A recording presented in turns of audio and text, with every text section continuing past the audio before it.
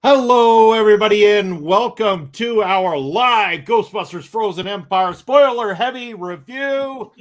I'm Bobby Munson, and I brought along the best busting team I could find on the planet. Right beside me, you know him. He is Andre C. Andre, how you doing, brother?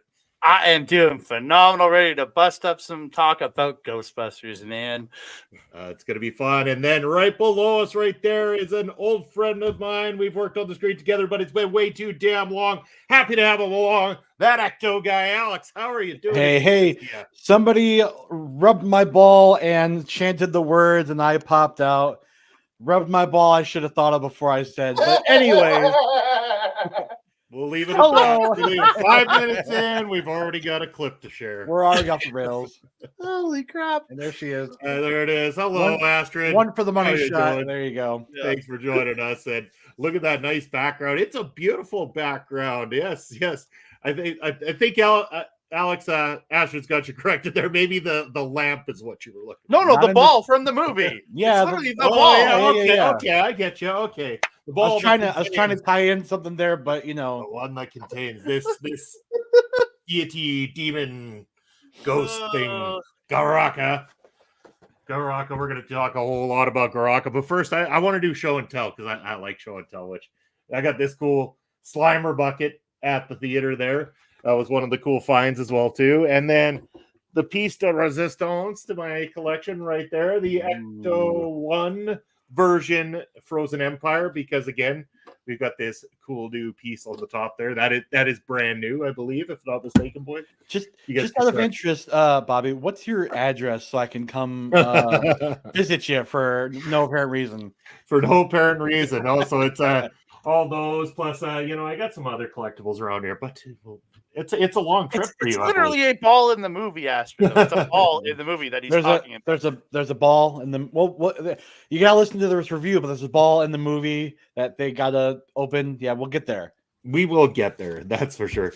Now, Frozen Empire, gentlemen, the fourth in the Ghostbusters franchise in terms of this continuity.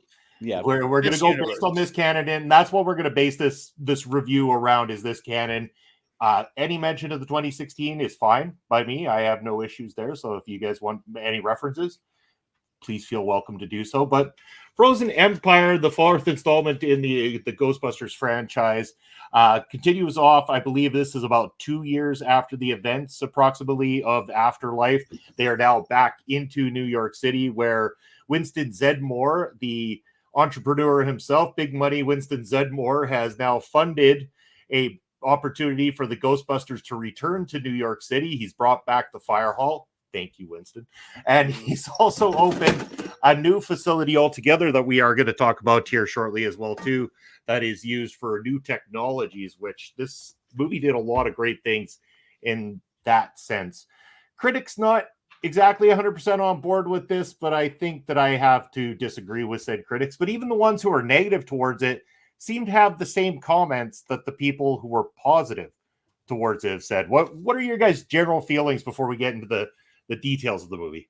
We'll go to Alex first here on this one. Well, I mean, to be very honest with you, at first the critical reviews, the Rotten Tomatoes, if you will, did scare me a little bit more than the movie it did itself. 46% from those reviews, and I'm like, well, 44, 46, 44, somewhere in the 40s. And I just, sometimes you read them and you're like, oh, what am I going to do? Is this going to be a bad movie? Is it going to be a terrible movie? But you know what? Just go see a damn movie. Enjoy it for yourself. I enjoyed it. I do have a few nitpicks, but overall, I enjoyed it very much. And I'm sure that you two will say the same. For sure.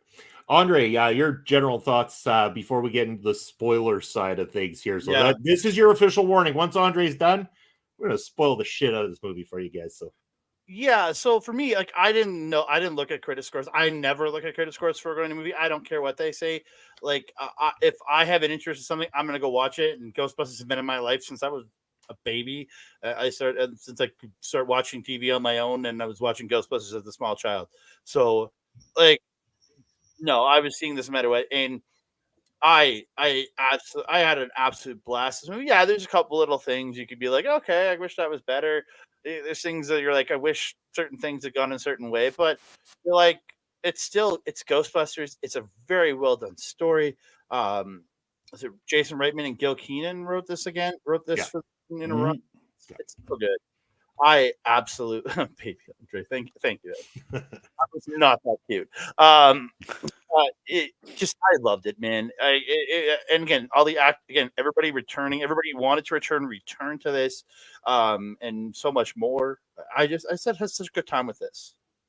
Just one guy we didn't get. The one guy we didn't get him. And the girl too, but yeah, you're right, because we didn't get Sigourney Weaver either, or even really a mention of Dana Barrett in general. But and she was in the post-credit scene of Afterlife too, or in the mid-credit scene, whatever it was. Yeah. At the same time, I'll ask you guys this question: do you feel that Dana Barrett would have added anything to this? For that matter, despite how badly we want it, would Rick Moranis have actually added to this cast at this point, especially with this particular story? I gotta ask the question. Because of the ending we got, we're spoiling now, right? We're spoiling. Yeah, we're into spoilers. When everybody's got when you even have Janine with the suit on, that scene if you had Rick or Moranis had rolled in there, like it's him and Venkman rolling, him and Bill Murray's character Venkman rolling in at the same time, and then them putting the suit and him to put a suit on and bust with them. I think that would have been great, but again, it doesn't hurt the movie him not being there. No, that's fair. Yeah, your thoughts on that, Alex? I agree. Like both having Sigourney Weaver and Rick Moranis. I mean, who knows if we'll ever see Rick Moranis back on the big screen again? I wish one day we would, but this cast was already kind of too packed with a lot of people that were kind of almost just there. So having them included, I think, would have just stay puffed this movie just a little bit too much. That's a nitpick. Nice. I like that touch. I like that touch. All right. So I want to first break down the returning cast from the original Ghostbusters movie. We'll talk about the returning cast from Afterlife, and then talk about the new additions and get your guys' thoughts on their place within this particular film. Starting with the returning cast, let's start with, again, we mentioned about Annie Potts, Janine Melmet, Ernie Hudson, Winston Zedmore, but we also had Dan Aykroyd, Ray Stantz, Bill Murray, Dr. Peter Venkman in here. We also had William Atherton as Mayor Walter Peck, as opposed to being Walter Peck of the EPA, or AKA this man has no, I'll leave it at that. But guys, thoughts on the use of the returning cast from the original, including Walter Peck? And Alex, I'm going to go over to you first on this one. Well, of course, we had to have Zedmore in there, Ernie Hudson. We had to have Dan Aykroyd, and Annie Potts is kind of being the how do I want to put this? The kind of had to be there, if you can get my meaning. Yeah. Bill Murray, I almost feel like he was underused, also overused. If you can feel what I'm feeling like, and I'll get into that later when we break down the scenes. William Atherton was a nice nod. It was nice to have him back, but again, it almost felt as if it was just a nod or a fan service. Mm-hmm. Maybe a little too much. I don't know. Fair enough. No, I can see that. You're all looking at me like, oh, we're gonna kill him. No, I'm not. No, I'm not. I'm the bad critic now. No. I'm with you on William Atherton. Don't get me wrong. Yeah. I'll just let Alex finish what his thoughts were, though. That's to finish my thought. Yeah. Okay. Like again. Oh, Ophelia in the comments saying it was full of fan fuel, and that's what this movie is, and that's what a lot of these movies that are going back to our childhood are about. It's giving us those feels again, and I think it did that very well. And like having again, and at the beginning of the movie, they did those little bits about the original Ghostbusters. And saying Winston made his money in tech and all that stuff. But and again, it gave us a reason that he is the money guy. You know what I mean? It put the, and again, I love the way they did it with them. And I loved Ray's play in this, and that he's kind of this mentor to Phoebe and to podcast in the fact that he's there just kind of, and he's giving them the outlet to do certain things in the movie, and they're gonna get to have to explore in their own little way. And I don't know, it just William Atherton and his Mayor Peck was good. Again, I kind of wanted to see Bill Murray's brother, the original mayor, at some point too, but we didn't get. Which again, it doesn't take away. But I was kind of hoping for just a tiny little cameo, like the Ron Jeremy style cameo, just him looking up the sky or something. But yeah, it was. I loved seeing them back because again, it's purely my childhood, but like. Atherton too, I think he was a little too much in the movie, that he kind of like, again, I understand he was using it to interfere to put some plot points, but again, I think it was just a little bit much in my personal opinion. That's fair assessments, you guys. We say hello to our good friend Ed Fries. Hello, Ed. How are you doing? Yeah, I think William Atherton, it was a fine little nod. I don't know that it was necessary to have him in double scenes. We get him right near the beginning of the movie, which that portion of it, okay, I get it. It sets things up. He's the mayor. Sure, he's ticked off about the way things are going, and he's setting some rules going forward. I understand that. I respect that idea and bringing back a legacy character. Okay, I can live with that. I was a little bit on the side of like, did we need everybody to return? Winston, I agree 100%, because that was the tie-in from the previous film, the money guy, the tech guy. Ray, I can understand. Peter, and I hate to say it because growing up, Peter was pretty much my favorite Ghostbuster. I could have done without him.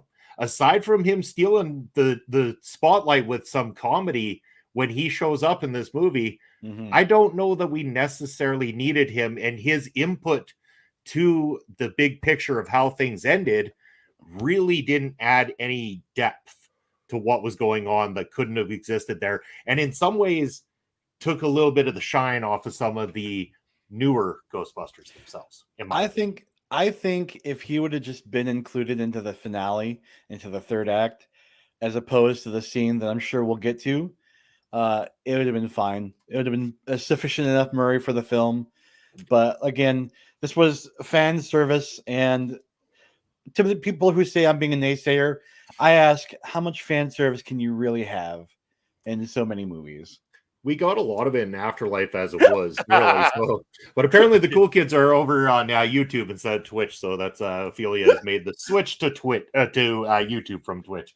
Yeah, Afterlife gave us a lot of that fan service and a lot of that nostalgia feel, and it made sense. It was done right for all the right reasons. And I feel that this is their opportunity to progress forward. And while they did do that, Ghostbusters Frozen Empire, don't get me wrong, is dared to be different in a lot of ways in comparison to the previous installment.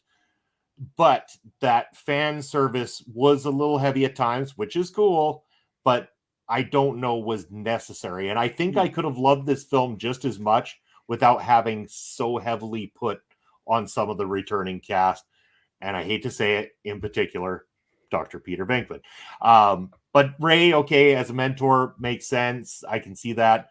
Winston, definitely the money guy. And I've heard also that Ernie Hudson has talked about with progression of this future storylines, he foresees himself kind of like a Nick Fury of the Ghostbusters, assigning out jobs worldwide and finally giving us potentially Ghostbusters worldwide, which I think anybody who's been a fan has been clamoring for quite some time. Oh, give me Ghostbusters International. Give me the European Ghostbusters. Give me the South American Ghostbusters. Give me the Australian Ghostbusters. I am so in.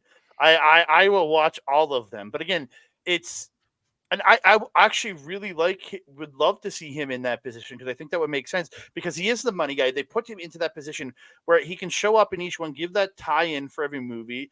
But for me, I think Bill Murray's like Venkman, I think he would have been best used if actually he wasn't part of the finale part and then just kind of shows up when they're all celebrating and just goes, man, it's cold out here. Just crack a joke at like just right at the end of the movie.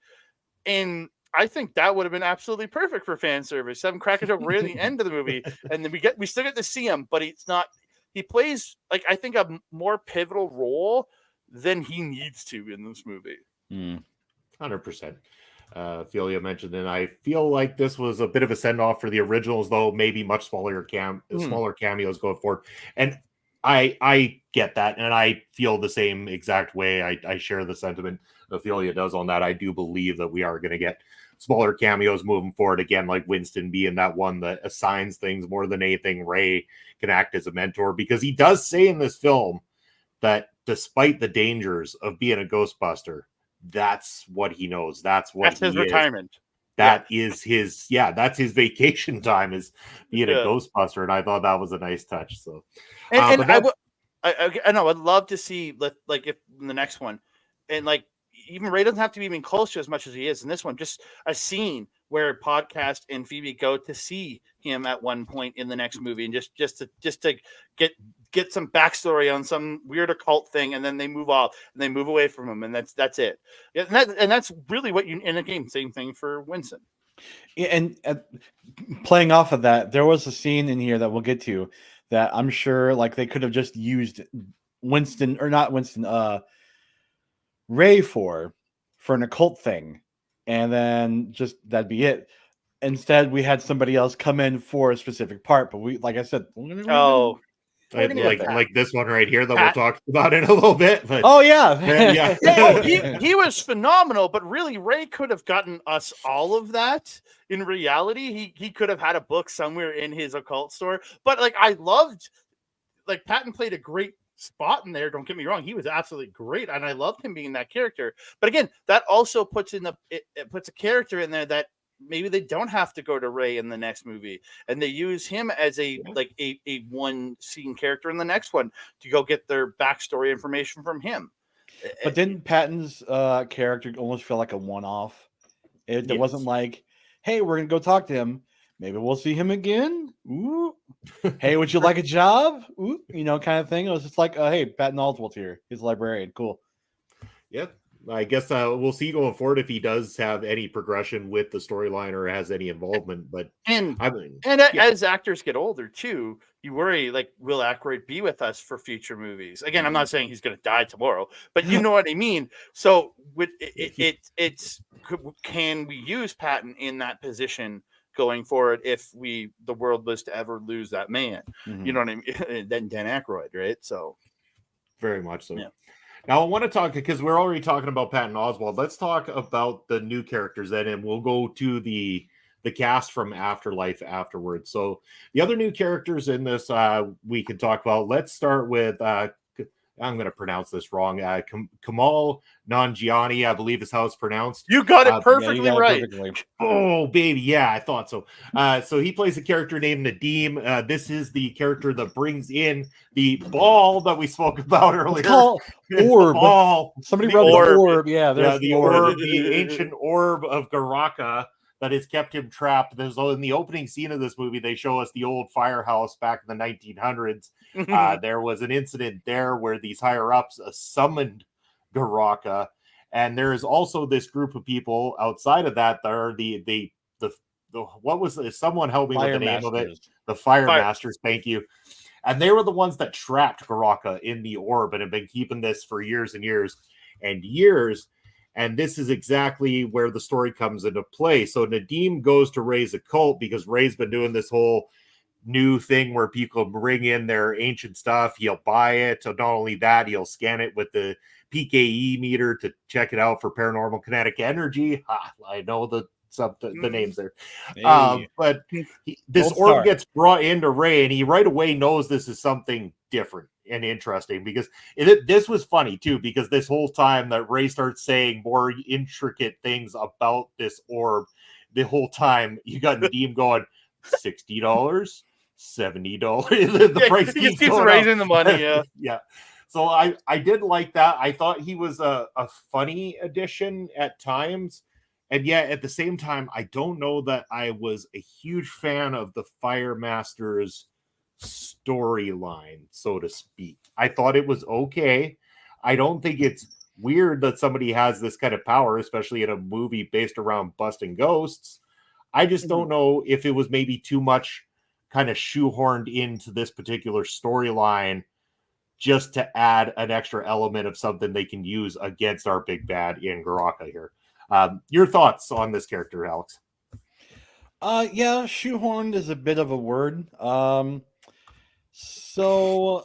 Yeah, I want to justify the character being there by saying, well, this is, they're basing these movies off of, or base this movie also off of more of a real Ghostbusters type of vibe, more of a cartoony, they had characters in that series that were like, oh, they're not actually Ghostbusters, but they have like some sort of special power that they can use to fight the big baddie of the week. So yeah, it was kind of that feel, but I don't know, especially with the development of the equipment that they had later on. He was a funny character, and I'd love to see him back in some sort of way in the future. But as far as like, hey, we need to have this guy here, he's kind of important. What's he going to do for the future of the Ghostbusters franchise? Yeah. Oh, agreed. How many cold and ice characters are going to fight in the future that they need to be like, oh, hey, by the way, let's call that guy. What's his name? Well, I would love to see maybe in the future movie they're fighting somebody that's fire, and he shows up to fight and goes shit, and then he just runs away. Just the stupidest, weirdest cameo of him just showing up to fight a guy that has fire, and he goes, well, I'm not going to help, and he just leaves. That would be something funny to see in one of them. But I thought, I'm a big fan of Kamal Nanjiani. I think, again, I've watched him in so many different things over the years, and yeah, I thought his character worked. Again, it felt very real Ghostbusters. In that character, the weird characters that they bring in to help them. It didn't detract from the movie at all. It just gave you that kind of more. They're saying, it's a movie about ghosts. So a guy that can bend fire, sure, why not? Let's go with it. Next we're gonna have a windbender, an earthbender, and a waterbender at some point. By your powers combined, I am Captain Planet. The Ghostbusters Captain Planet crossover is coming. I just know it. Oh, I was referencing I was thinking Avatar, but sure. That too. That's not my franchise, so I wouldn't know. I'm just starting to watch it, but no. Again, I liked him in it, and again, he's a character that I think can be used as a cameo character going forward for something, just a little funny scene, in something weird in the future. Is how I feel the character is going to be used going forward. Now, I've got to wonder too, because we see his character actually do more than manipulate fire. So they're trying to teach him to manipulate fire, which this happens quick. It's like, oh, by the way, you're a fire master. Light this candle. Okay, you got it. And then next thing you know, he's kind of just, when he's put into the situation, he really just goes with it. And he ends up manipulating the Ghostbusters streams from the proton packs. And now I start to wonder, are the fire masters strictly just masters of fire, or are there certain particles that they can actually manipulate, meaning that hence why he was able to manipulate the stream from the proton packs, meaning that maybe there is more depth to the character that they weren't able to flesh out. Like, honestly, with the amount of stuff that's in this movie, they could have made this 3-4 hours, but they would have seriously lost a lot of the audience in doing so. Yeah, like I all I can think of is, oh, he's the Avatar, not just a firebender. But again, I've been watching Avatar lately. But no, again, it's electricity, and it's a stream. It's a laser beam essentially. I don't know what to call like the stream, which you can guess is hot. Lasers can be hot, so you can play it that a firebender could bend a laser, I guess, in that situation. Yeah, you mentioning that he could proton bend now, what I'm going to call it. Like I was totally just like, wait a second, he did that, didn't he? Wow, yeah. Okay, well, maybe there's something that has to do with the friction, like a fire, the carbon, the sulfur, or something. I don't know science. I took physics, not chemistry, so I wouldn't know. Maybe there's something involved that like he can do that. He's like, hey, now a ghost bender fire proton stream guy. Yeah, well, I mean, maybe he learns how to bend the actual traps and stuff like that, so that they can actually get bending some the rules of what it means to be a Ghostbuster. All right, because I mean, how many complications did they have with traps in this movie? Being able to position them in the right place or not getting them far enough. It happens more than once.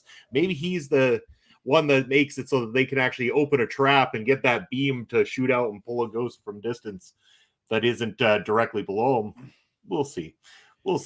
Trap bender. It would be interesting. All right, moving on from that character, one more that we got to talk about here before we go to the returning cast of Afterlife is Emily Allen Lind plays Melody. This is a ghost that befriends Phoebe in this movie.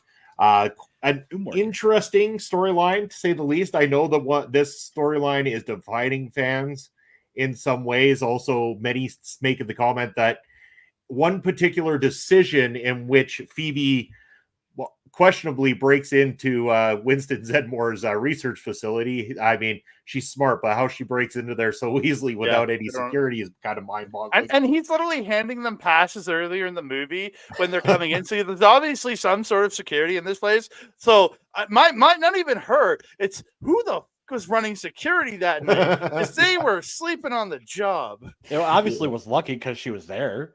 Yeah, so. Yeah, that's true.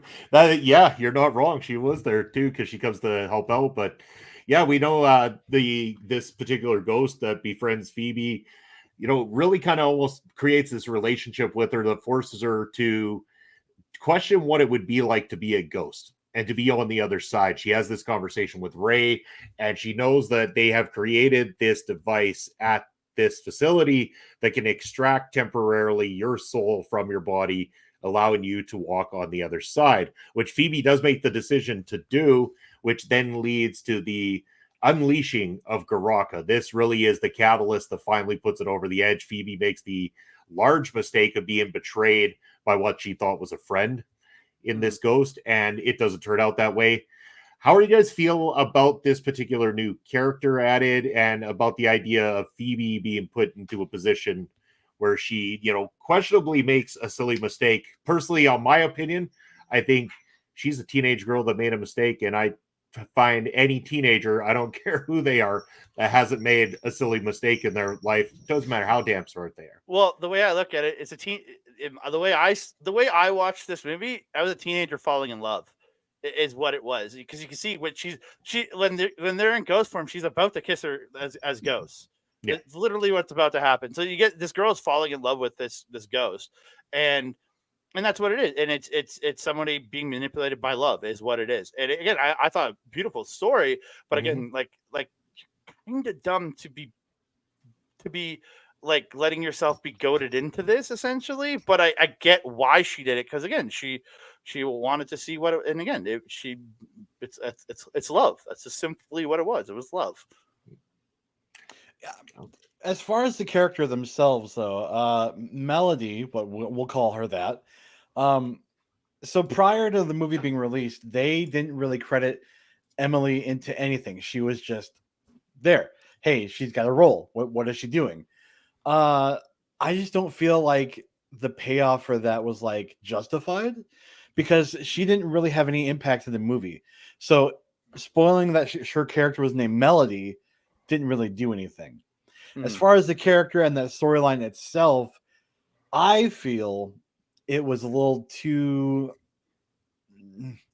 unnecessary and almost far-fetched.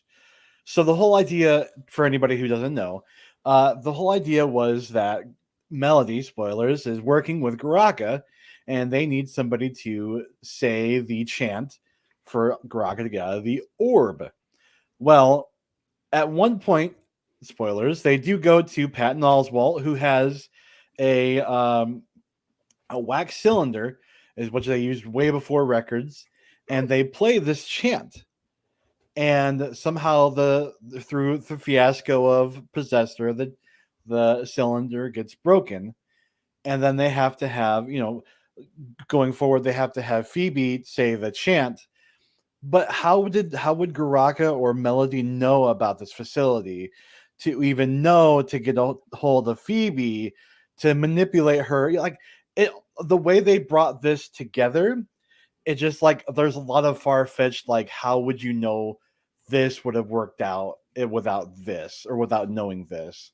Kind of, if you get what I'm going at there.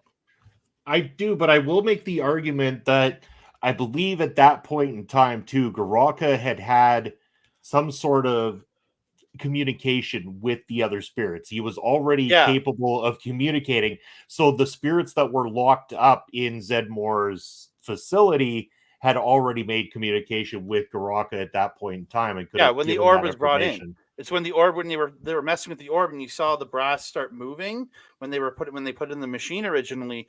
Yeah, see, he's not done anything stupid for love. And that's, I'll show you my apartment first, and I'll do something stupid for love. And then when you see the power failing and all that other stuff in that first scene, that's essentially where Grok is starting to communicate with all the ghosts and learns about what's in there, because he's stuck in the ball. So he's learning. But to somebody who doesn't deep dive into that thought like me, you wouldn't understand that at first. Like, it wasn't an apparent thing that was like, oh, okay, this is what's going on. Yeah, I think it would have been much of a funnier beat if, like, when they played the wax cylinder and Podcast was recording, because I don't know if you noticed that, he recorded the chant. If at some point they almost Kandarian'd his way into this, and Evil Dead reference, if you know, and he played that recording, and that's how Garaka got. That would have been a great way to do it, right? Yeah. But like, I don't hate on the fact of the way they did it, because again, I like the storyline, and it like, yeah, it almost creates a representation in a way, in certain ways for LGBT, because it's a girl falling in love with another girl. That I have no problem with. They could have done that all day. That's where that storyline kind of more follows. You can get to create that kind of love tension there. Okay, so. I also have a strange feeling we have not seen the full Ghostbusters Frozen Empire. I believe there has been a lot of said deleted scenes from this movie, that the full length of this movie was much longer than what we actually got in theaters, but due to times and everything like that, it's been cut down drastically. Even some of the things we saw in the trailer didn't end up happening in this movie, and I believe they are going to be contained within the deleted scenes that are available as well too. I am buying that Blu-ray. Oh yeah. Before we get into the returning cast, though, we've mentioned a couple times about this feeling like a real Ghostbusters in the theater type version, and I just want to say, when I saw the trailer for this, and even leaving this movie, all I could think of is they essentially have taken the story of Sam Hain from the first Ghostbusters cartoon ever, where he communicates and brainwashes the ghosts in order to create Forever Halloween. They've only taken it and altered it slightly to bring on an ice age. And that is kind of what Garaka is that leader of the ghosts that's able to manipulate them and do his kind of thing. So I believe that there is a lot to be said about that. And I'm so happy too, because as a fan of the cartoon, there's a lot more big bads that we can introduce into the Ghostbusters franchise full screen. And I'm going to put it out into the universe now. If we don't get the Sandman at some point in time on the big screen, then they have completely let us down. Oh yeah, I agree. There's a rich history of like stories they could just tell. Like I was thinking about Knock Knock the other day, which was a great one of the early episodes of. But yeah, if they can't bring it out Sam Hain or Sandman or any of the big baddies like they had, it would be a disservice to us fans. Yeah, again, there's a history of stories there that you can take the basic plot and create a very good. Again, they did it. They essentially took Sam Hain and did it with this movie, and they did it quite. And I thought quite well. Yeah.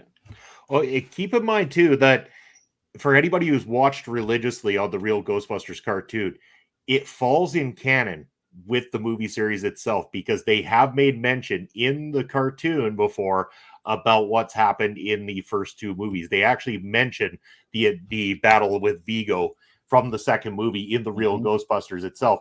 And now that, and again, here we are with our spoilers, now that all the ghosts have been released, all the ghosts over 40 years that they have ever trapped at any given time are now out there by the end of this movie. And I mean, they're out there. So we're talking Vigo, we're talking all of the cartoon ones that we're talking about. The only one I really don't think that we can say that is going to be there is Gozer, because Gozer was never actually put into the containment unit, especially after Afterlife. So. Well, Gozer's still probably sitting in the farm containment unit at this point, if you're going off of Afterlife. Yeah. So unless there was a transfer made at some point in time, I will say to this point, we have to see, because apparently this Wednesday there is a comic coming out by, I believe, Dark Horse that's going to bridge the gap between Afterlife and Frozen Empire. So we might see something. Nice. Oh, Definitely I guess I have to call a comic book store and get them to put that one in. Get on top of that. So. Where's my check, Dark Horse? All right. All right. So now that we got that out of the way, guys, the returning cast from Afterlife. This includes McKenna Grace as Phoebe Spangler, Finn Wolfhard as Trevor Spangler. We got Paul Rudd as Gary Gruberson, Carrie Coon as Callie Spangler, as well as Celeste O'Connor as Lucky Domingo, and Logan Kim as Podcast. Holy shit, some of these kids took a growth spurt before this movie happened. But before we get to them, don't forget Lars Pinfield, one of the new characters. Yes. Let's Come on, Bobby. Jeez. I know. Let's talk about British Egon Spangler for a minute. That's exactly. Yeah, I love it. He is Egon. That's what he is supposed to be. He is going to be the new Egon Spangler. He's the guy that creates everything for them. It's absolutely. And again, I love that he's like almost a part-time Ghostbuster. If you really think about it, he's not going to be the main Ghostbuster, but he's going to.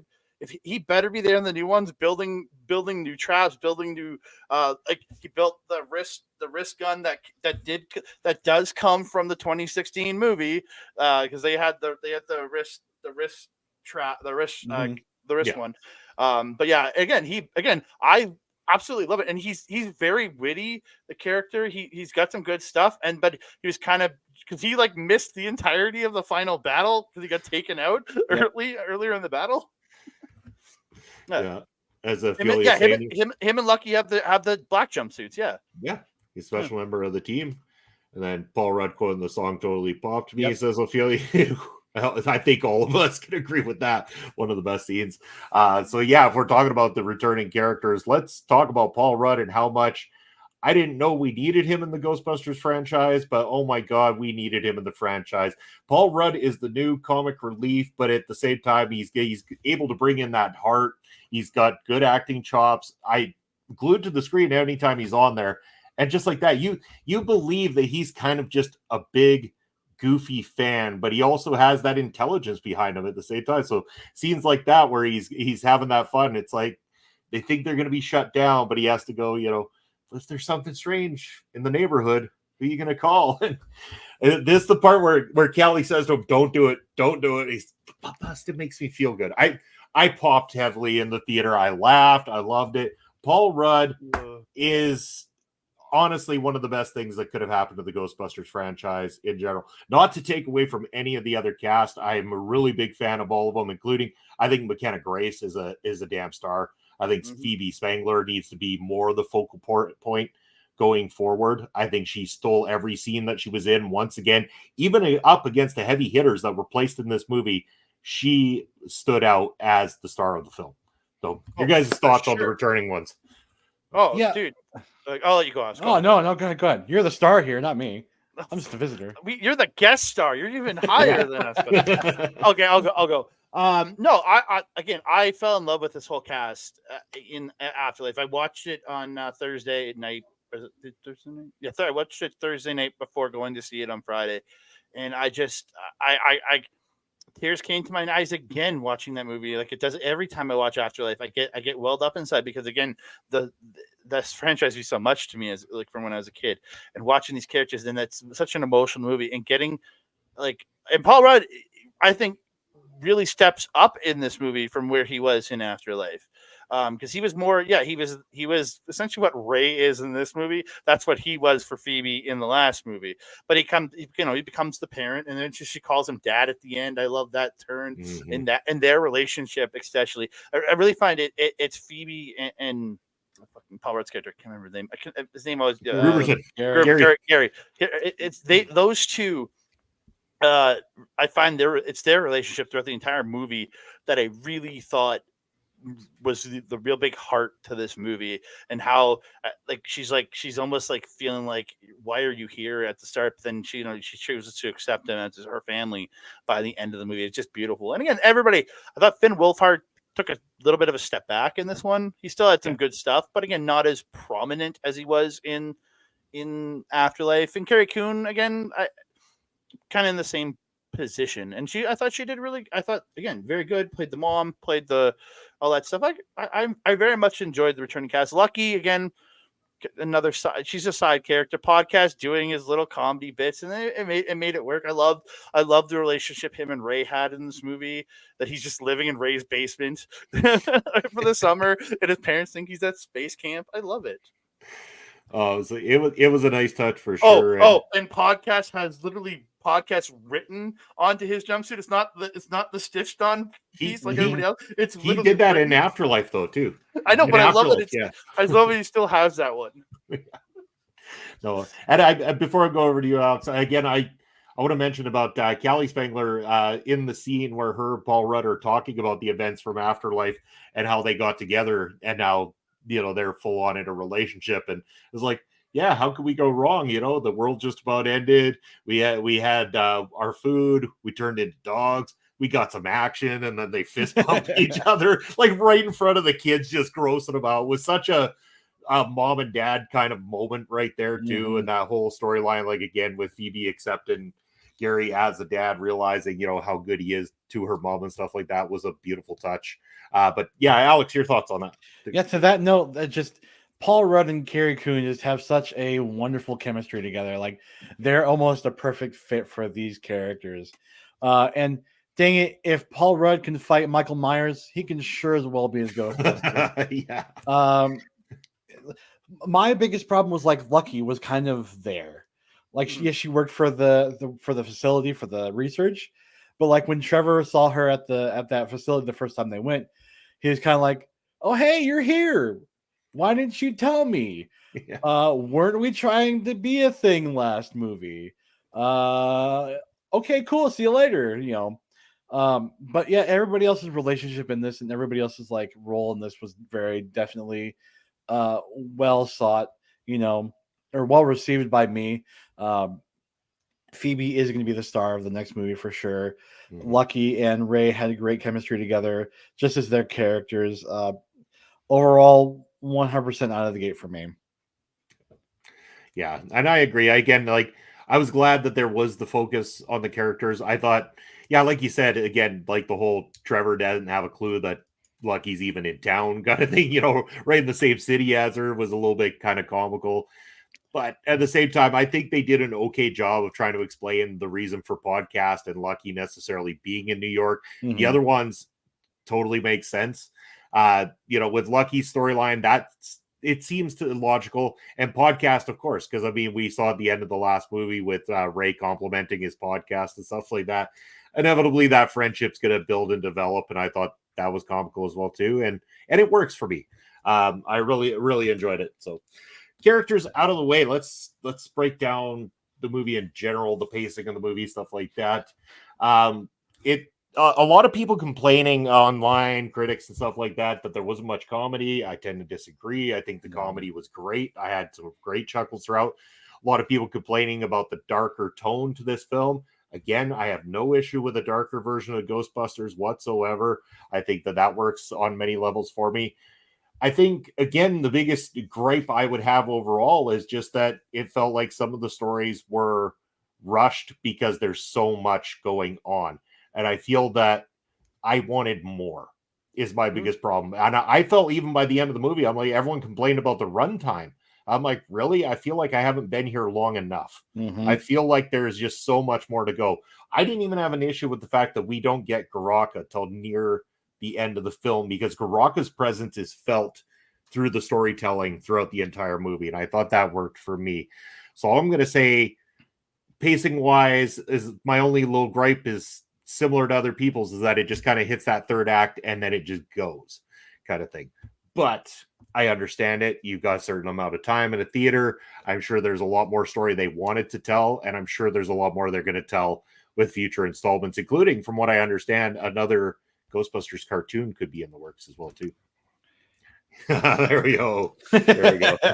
But Alex, your thoughts on this, on the movie in general, just overall pacing, anything like that? Overall, like you said, just a lot of food on the plate that we had to digest, and with an hour and 55 minutes, it was a lot to take in.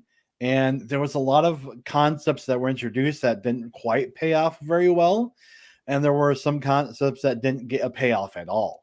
One of the bigger ones was the kind of dialogue that Ray and Winston had with each other about this being their golden years. They're supposed to be retiring. And then they have that sweet little moment at the end where they're trying to stop the containment unit. And they kind of repeat those same words like, hey, golden years. I felt that if they were going to tie this whole, let's say, saga into a bow, that could have been the narrative for the next film. Like, okay, we've had 3 films now with the legacy cast. Let's put them in a bow, wrap them up, and put them away for another time or for good. And let's give the cast of Afterlife the full steam ahead going forward. It just, a lot of fluff, a lot of going on, but it was still a real great time. And the only reason if I couldn't laugh was because my ribs were hurting because I was sick last week. So it was very much fun. I do have a lot of notes, but there was a lot of great stuff in this too. We got reassurance that Ghostbusters 2 is canon, as a lot of people were questioning that from last film. We didn't even mention that the curator from the library from the first film was brought back for a little bit of a cameo. That was a funny cameo. You're banned from this place for life, and he's like, screw you, and he just rolls right by him. Yeah, I mean, not only that, we haven't even talked about the biggest returning character, Slimer. The one that wasn't even in the last film was in this, and again, it was a great addition. But there was a lot of other things that were just like, okay, well, they didn't need to be here. And as you said, the ending of the movie was kind of like, hey, Grok is let out. Okay, let's just finish this right now. Let's go. But to that effect, like one of my gripes was with Garaka having to be in the ball orb and the powers being used. Like, why did the Garaka even have to get out of the orb if they could manipulate the ice of the world?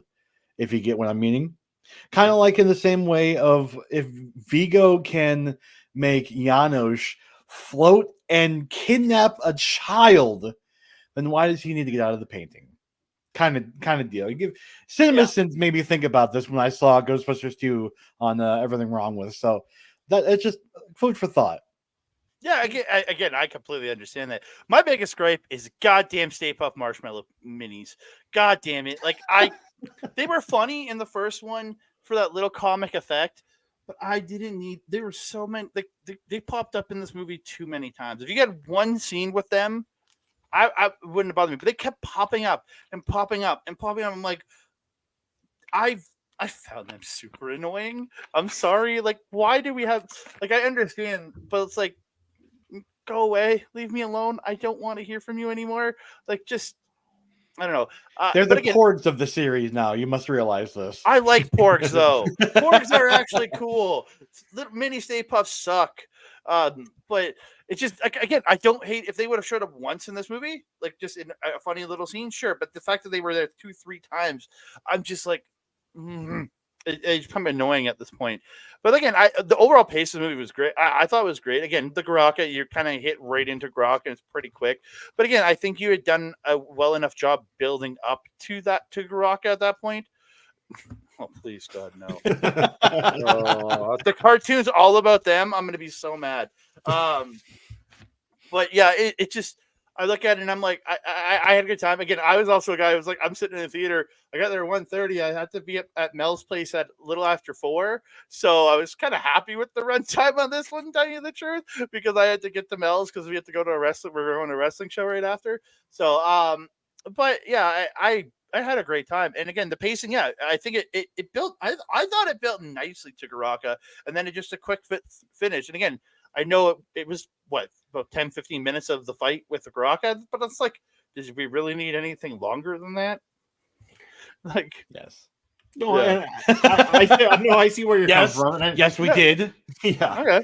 Okay. Again, I thought the fight was kind of perfect at the end, in that about 10-15 minute area in the movie, and I was like, I'm happy. Yeah, no, and I see where you're coming from, but I get where other people are coming from too. Is that you see these trailers, and I'm just gonna say it, 90% of what we see in the trailer happens in the third act of the film. For generally speaking, Frozen Empire happens in the third act of this movie. Prior to that, is a lot of storytelling and a lot to flesh out, and I'm okay with that. It works for me, but I can understand maybe why some people are leaning towards the thumbs down side of this movie. And looking and reading what the critics have said, and if you go in depth with the critics, a lot of them that didn't like the movie say the exact same things that the people who liked the movie said, but they said it the opposite way. So if you liked Garaka and you liked that this felt like a real Ghostbusters cartoon movie adapted to the big screen, and you like the nostalgia and you like all this, thumbs up. But then the other ones say the same thing. I hate it because it's too dark and it's too much like the cartoon, and it's too. So they all seem to sit in the same fence. There's no real anybody saying this is a terrible movie. A lot of them are just saying if they didn't like it, that they thought it was dull and not what they wanted. I think that the critics have got it wrong, clearly, from our opinions anyway, because we're all enjoying this, and I'm sure it's not the only time any of the three of us will see this in a movie theater. And I'm looking at, I have Rotten Tomatoes up. The audience score is 84% with over 1,000 verified ratings. So like, when I look at Rotten Tomatoes, if I'm going to judge before I go to a movie, I don't look at critic scores. I look at audience scores, because that is usually the real indicator of the people that love these movies. That's who's writing pods. That's going to be the reviews I want to see and want to hear about. So you're not gonna. The fans love it. The fans love this. You're movie. not going to get somebody who eats cheese with their coffee to enjoy this film. You're going to find somebody who loves Ghostbusters to love this film. Who eats cheese with their coffee? Well, Ghostbusters Frozen Empire. My mom does. my mom likes Ghostbusters. She has cheese. Ghostbusters cheese and coffee. Where's it at? My mom has coffee with her toast and cheese every morning. So, and she likes Ghostbusters. So. Fair enough. Did she like Frozen Empire, though, is the question? She hasn't seen it yet because she didn't come to the movie. Then she doesn't count. Yeah, we don't know until we get your mom's review here, Andre. We need to find out. Stay tuned for part 2 of the OLED Ghostbuster review with Andre's mom coming next week. Yeah, that's not happening. I'll pop on and be like, she liked it, and then pop on. It's just a short clip, 30 seconds long. There's a YouTube Shorts for you, a Twitter clip. Yeah. All right.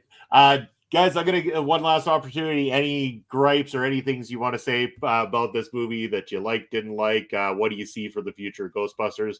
Over to our guest, Alex, first on this one. Oh, you put me on the spot. Of course, man. It didn't have enough RoboCop in it. No. There were a lot of things that I wrote down. I have a whole list, and if you want me to get into these, I'll post them somewhere. But a whole list that I was like, I don't like this because, like Andre, I grew up with this franchise. I mean, I have fond memories of my grandmother finding stuff at Goodwill and giving it to me. One of the last memories I have of her is she asked me, "Do you still have that Ghostbuster stuff I gave you?" Yes. Well, at the time I had it, unfortunately, financial situations came upon me, but I rebuilt that pile of stuff that she's given me. That storage unit I have downstairs is filled with Ghostbuster stuff.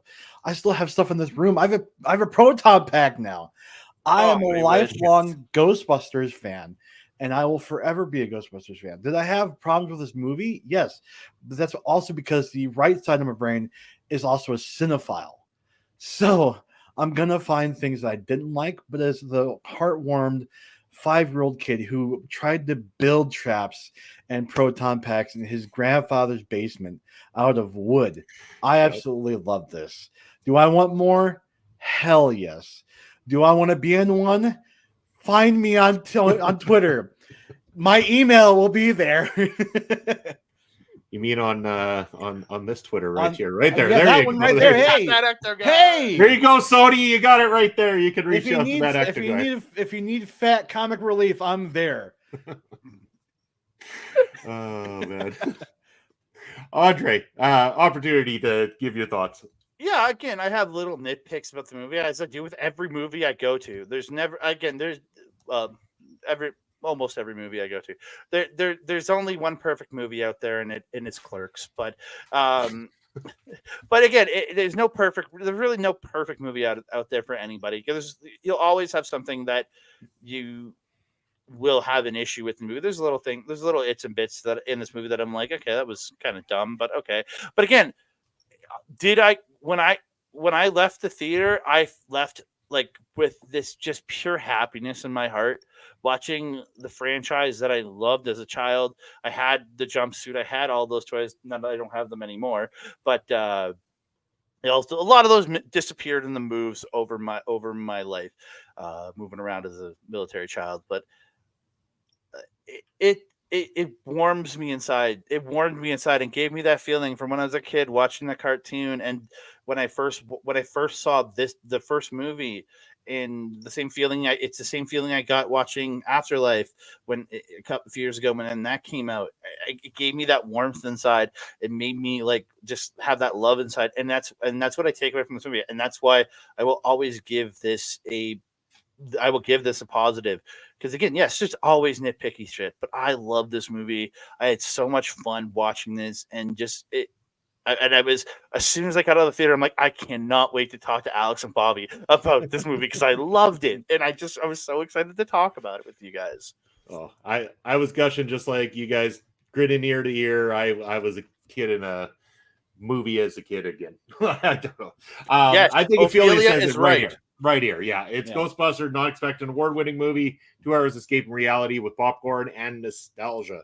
And there was that in plentiful. The last little pin I'll put on this is in a world where we have 12 Fast and the Furious movies, over 40 plus MCU Marvel movies, and a plethora of other like franchises that get so many movies and installments.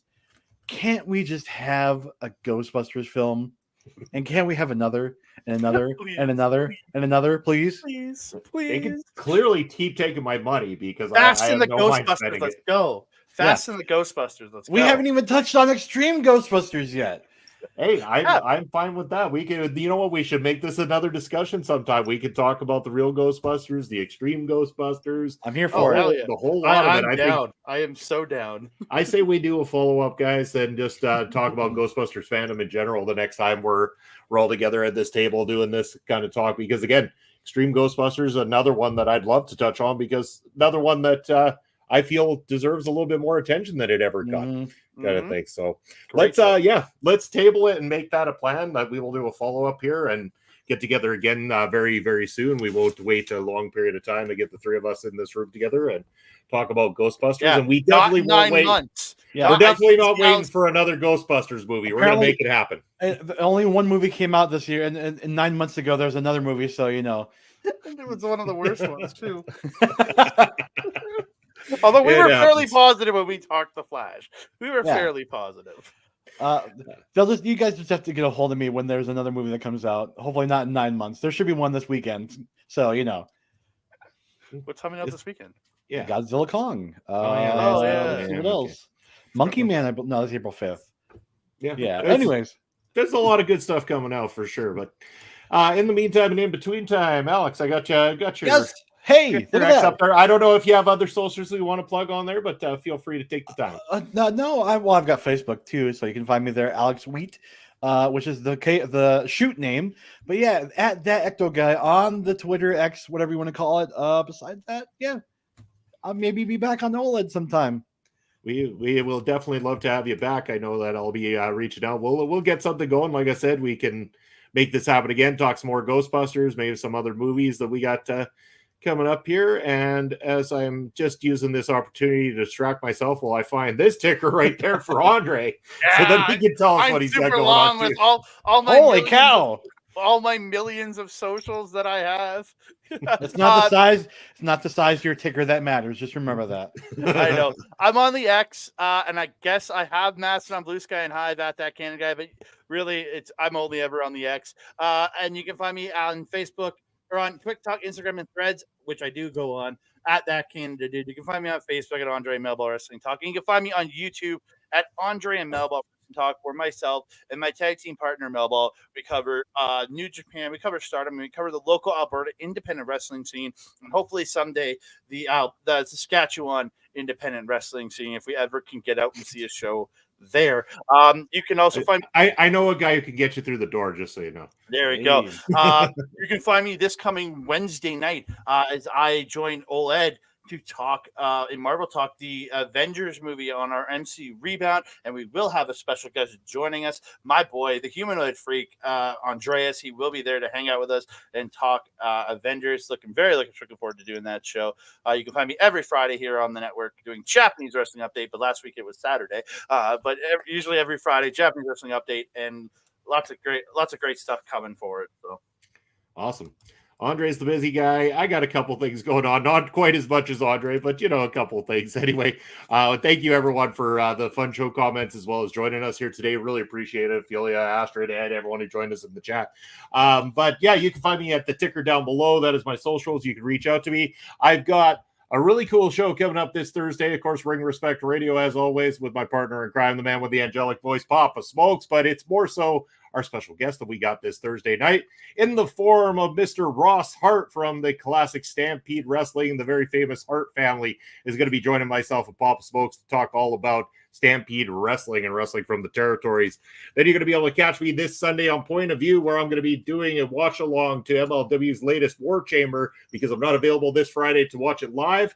So I'll be there Sunday, and I think Andre's doing I'm going to be joining you on Sunday kind of look there. So, maybe I'll have special guests on Sunday. But that is going to be it for now. That is what I got going on. Feel free to reach out, and always reach out to us here at OLE, our local establishment, on all the socials as well as Twitch and YouTube. We appreciate all the love, support that you give into the channel. And we've got lots going on. As Slimer waves goodbye, we wave goodbye. We appreciate all of you being here with us today. Take care, everybody, and we'll see you very soon, because busting makes us feel good.